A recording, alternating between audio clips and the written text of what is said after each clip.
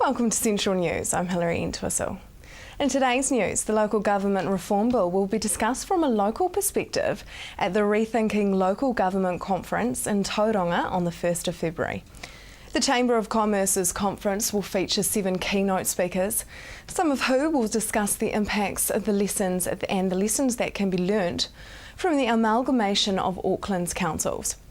Events coordinator for the Chamber, Anne Pankhurst, says it is important for people to take an interest in local government. The object of the conference is to open a discussion amongst the community for what if in the future you are reforming local government and what its mix and what it looks like, then the community have an opportunity to have that discussion. The festive season saw 29 cases of paralytic shellfish poisoning reported in the Bay of Plenty. The entire Bay of Plenty coastline is currently affected by the algae bloom, which contaminates shellfish and can potentially cause paralytic shellfish poisoning. It is advised to not eat any shellfish from the Bay of Plenty coast.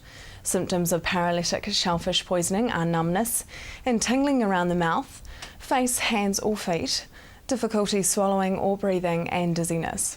Medical Officer of Health for Toitū Ora Public Health, Dr Phil Shumack, says paralytic shellfish poisoning has the potential to be fatal and 2 patients in the Bay were admitted to intensive care. There's algae in the water at all times. When the algae blooms to high levels, they end up affecting the shellfish. The issue with shellfish in particular are they're what we call filter feeders, and so they get all their food by filtering, in most cases, many litres of water per day. And so anything that's in the water, including their food, gets concentrated. But if it's algae with toxins, they end up concentrating the toxins. And it doesn't actually affect the health of an individual shellfish, but of course we come along and eat many shellfish, so we end up concentrating what's in them as well. An all-styles dance-off will be held in Papamoa on this Saturday the 26th, and the 2 left standing will dance off at this year's Summerfest. Urban Dance Studio is encouraging any school-aged children and youth to take part in the heat and show off some of their hip-hop dance skills. All Styles is any kind of hip-hop dance style, including the popular Gangnam Style. Urban Dance Studio's Sarah Martin says there is lots of talented youth in the Bay, and this is a great opportunity to see it. It's incredible. The Bay actually has so much talent. There's so many undercover bedroom dancers that are out there. They just love to listen to the music and just, move and feel the beat, and yeah, it's awesome. Now for our region's weather. Tuesday for you, Hamilton, is fine with a northeast breeze. Your expected high is 26 and an overnight low of 15. Tauranga, your Tuesday is sunny with a few sea breezes and an expected high of 24 and an overnight low of 17. Just ahead, ways to beat the post-holiday blues.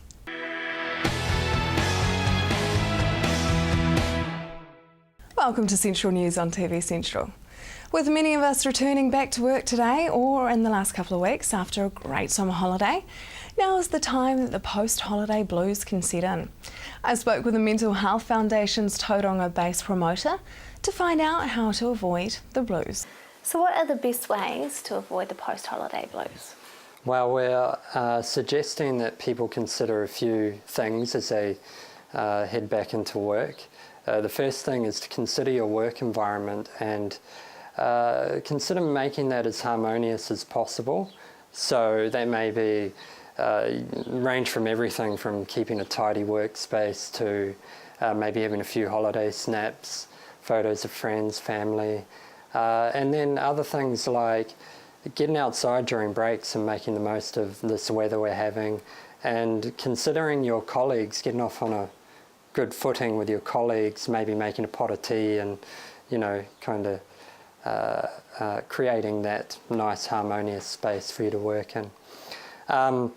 And then we're also suggesting that people consider their personal growth, thinking about what really interests you and engaging in those. So this time of year people make a lot of resolutions, and to be fair, that's pretty hard to keep those New Year's resolutions. We tend to set really high goals for ourselves, but it is still a good time to consider our interests and maybe looking at doing something new, learning a new skill, for example.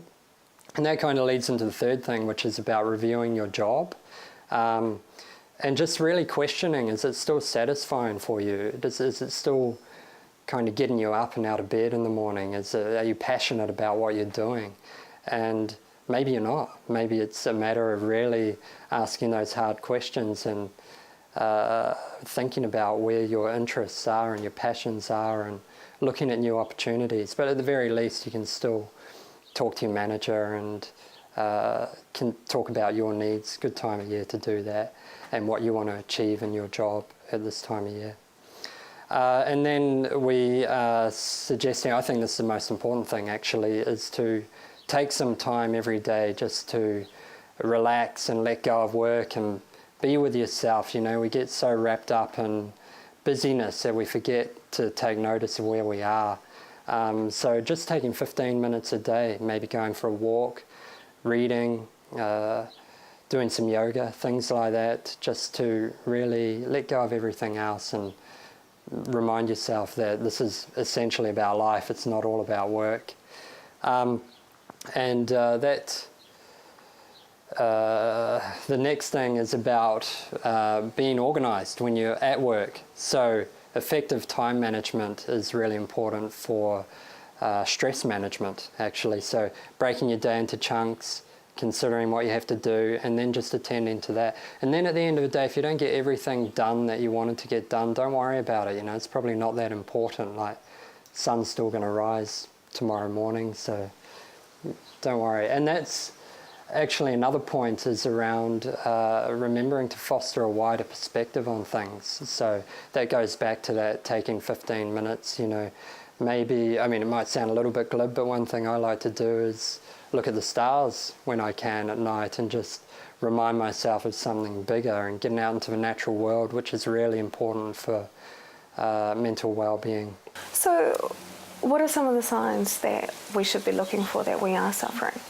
If you're finding that you're feeling more sadness than normal, or prolonged periods of sadness, particularly for if you're around about 2 weeks or over 2 weeks, then that's the time really to go visit your GP and get that checked out. So it's sort of those prolonged feelings of sadness, loss of energy, loss of interest in those things that we usually find interesting, changing sleep patterns, changing eating patterns, all of these kind of things that we need to look out for. Can indulging in more alcohol in the festive season, actually affect our mood? Absolutely, yeah. Alcohol is a known depressant, so it's changing our mood at the best of times, so to speak.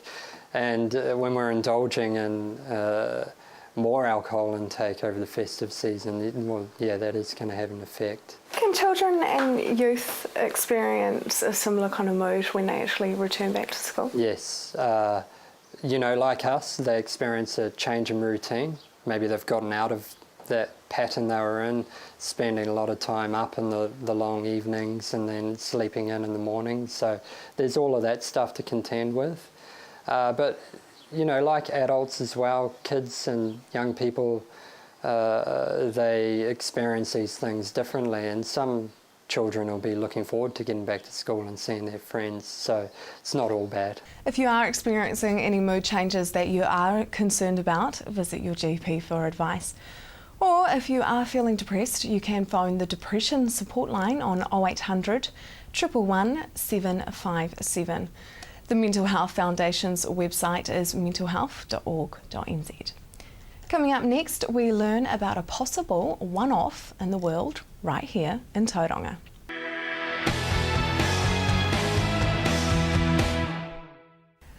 Welcome back.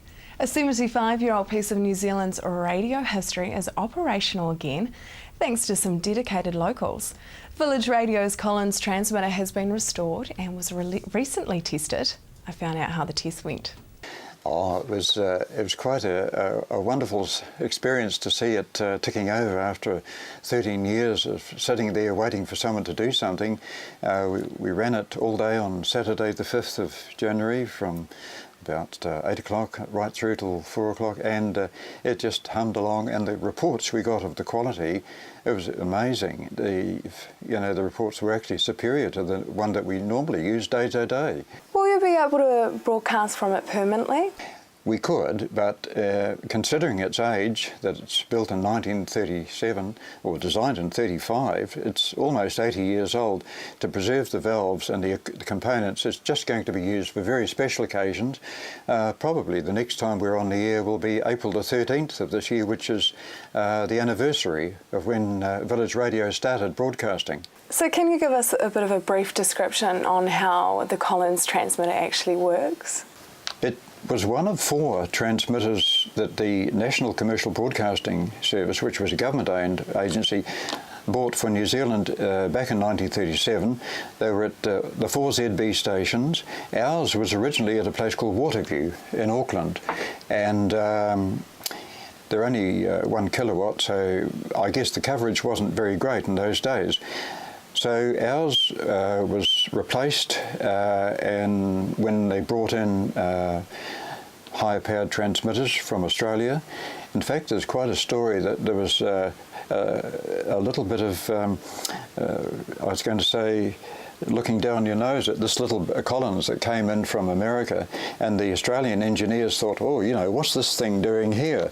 And they thought it wasn't a good idea, but these were the most perfect transmitters of the time. They were over-engineered. They had wonderful components. It was designed and called the high fidelity broadcast transmitter, had a flat response from 40 hertz to about 15,000, and that was far better than most gramophone records that you could buy of the day. And what was involved in the restoration process? The problem was that the high voltage transformer went open circuit. It burned open, and for a long time there was no funding to get it repaired, and there was no one that they knew of in Tauranga to do the rewind. And it wasn't until this year that the trust which runs our station here, the Village Radio Trust, managed to get $2,000 from the Lotteries Commission, and we found a company in Judea, Coil and Transformers, and they dismantled it and took it down. And I might add, it weighs about 1/4 of a tonne. It's very heavy, and they did a wonderful job, and that's how it managed to get back on the air. Then we did a whole day's fault finding with 3 retired technicians, checked all the components, finally found a broken wire and got it going. And how long did that take? Well, we worked on it for about 6 hours. I think it was 2:30 in the afternoon, and we'd started work about 8 o'clock or 9 o'clock in the morning, crawling around underneath, checking all the components, undisconnecting things, and they're not easy to work on, these old Collins. How many of these are actually still working around the world? We don't know of any others that are still in operation. I do know that there's one at the Foxton Audiovisual Radio Museum, but it's not going. There's one at Henderson. We don't know where the 4th one got to. It's possibly somewhere in Dunedin. But this is the only one that we know of, certainly in New Zealand. And I've been around Googling up all around the world, and we cannot find the trace of another one that's in operation. Can you tell us a little bit about Village Radio? Village Radio was started as a concept when basically I think we had some equipment was being replaced. 1ZD Tauranga was in those days called Radio 1008, and a new station was envisaged. All the old equipment was shifted around about 1975, and it was gifted to the historic village here. And the concept came from the then manager at the time, Stuart Stubbs, who thought, well, you know, it'd be nice to have it still going. And let's have the radio station as part of the village, because it, you know, old equipment blends in nicely with the village concept of a historic working village. And in those days, of course, everything was humming here. The equipment was duly installed by the technicians of the day, and it's been 1984 was the first date of broadcast. So this is a community, I was going to say, it's a charitable organisation. We're all volunteers. The music is from the 1920s to the 1980s, and it's nostalgia, basically wall to wall. And what is some of the equipment that you actually use here at Village Radio? This equipment, there's not a transistor in this room, it's all electronic valves or vacuum tubes. The equipment was all designed and built by the engineers at Head Office Engineering in Marshbank Street in Wellington back in the 40s and 50s. The day-to-day equipment is very good modern turntables. The frequency response is really up to the play. Not quite FM, of course. The day-to-day broadcast transmitter is a Toshiba, built in the 1960s, and that came from Gisborne. And so everything has been checked over. From time to time we do tests, and it's still going the way it was designed, 50, 60 years ago. You can listen to Village Radio on 1368 AM.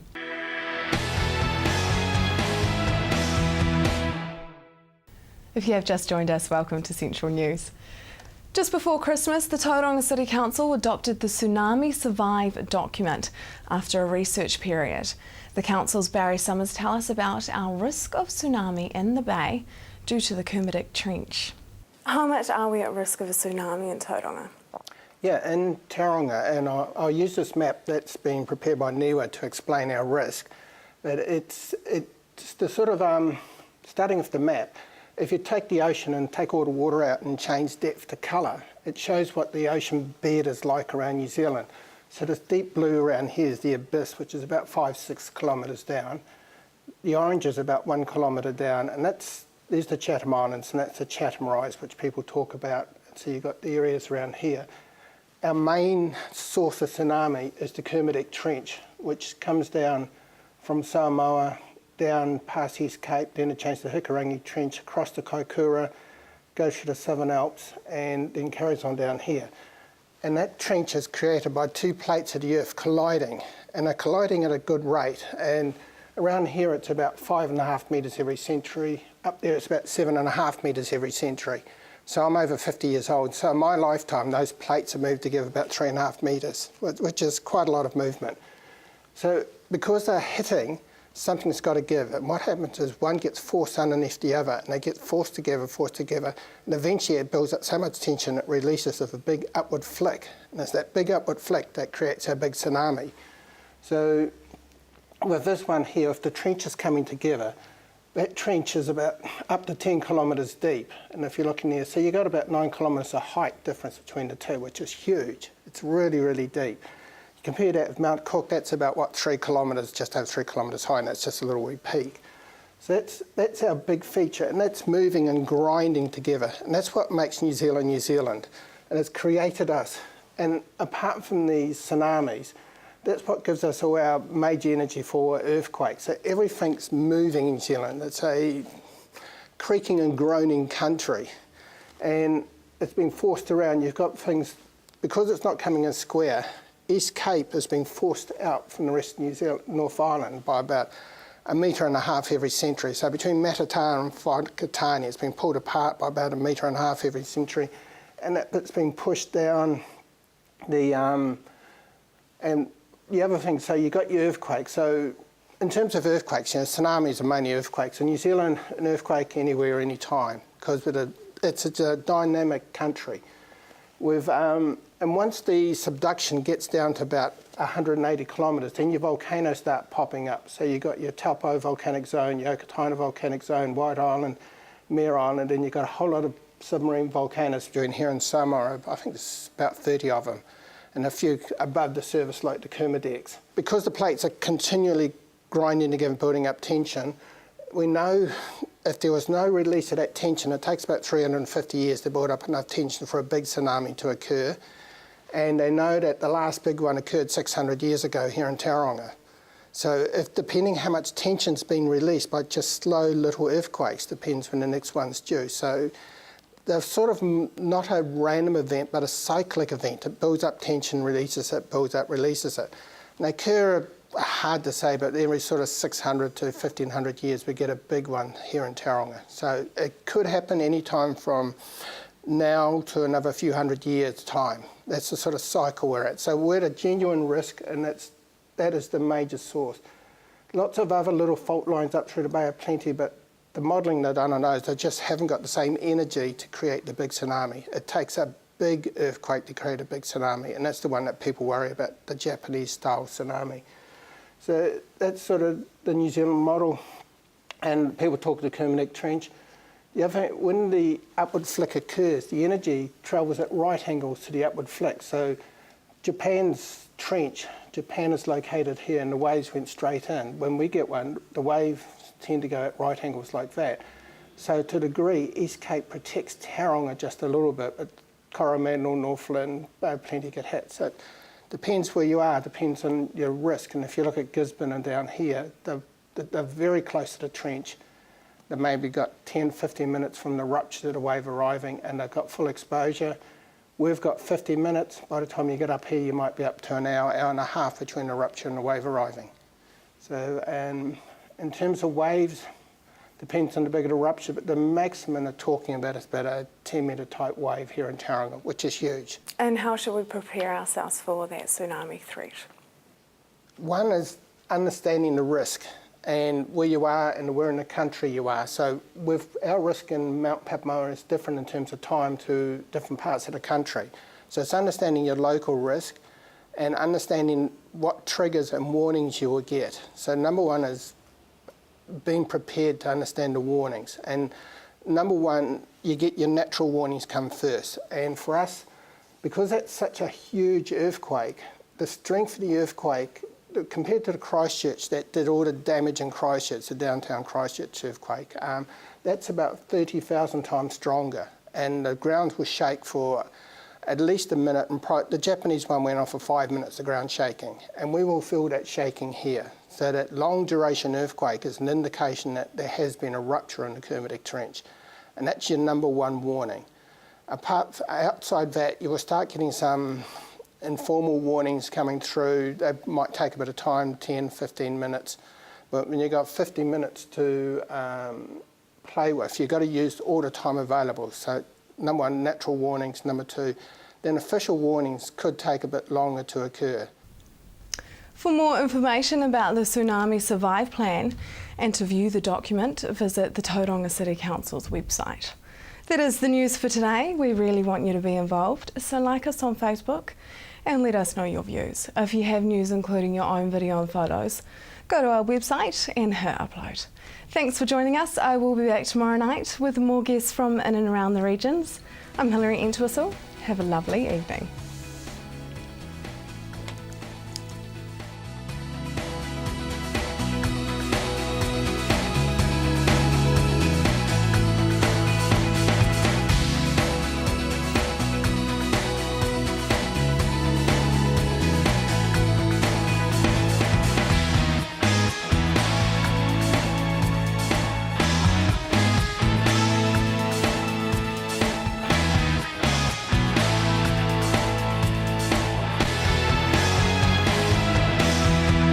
This has been an Alpha Media production, a division of Television Media Group. Supporting local content so you can see more of New Zealand on air.